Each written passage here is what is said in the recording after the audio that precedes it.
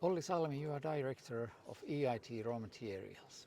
EU Commission is proposing that by year 2030, recycling rate of critical raw materials should be 15% throughout Europe, especially with strategic raw materials. How challenging is this target?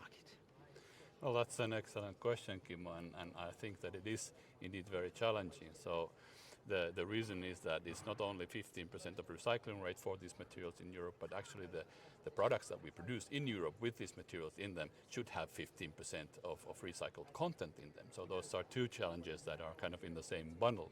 Now, for some materials, like copper, the recycling rates are already there. So these materials are mostly recycled. But then we have others, for instance, lithium, where it's virtually zero.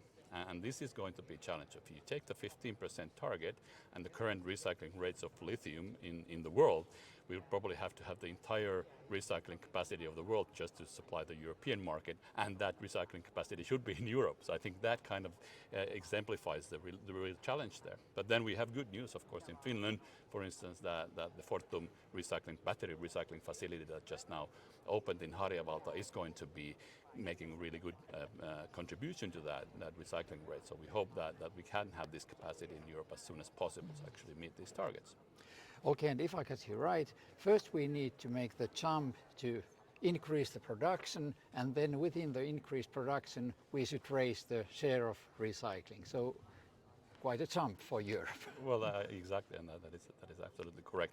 And of course, and we know all this, that we cannot make it only by recycling or only by primary production, so we need to combine those two.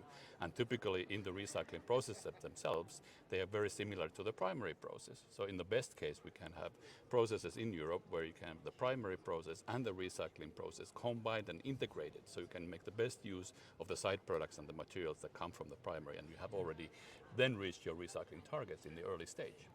Yeah, this is definitely the thinking we need. Thank you. Thank you.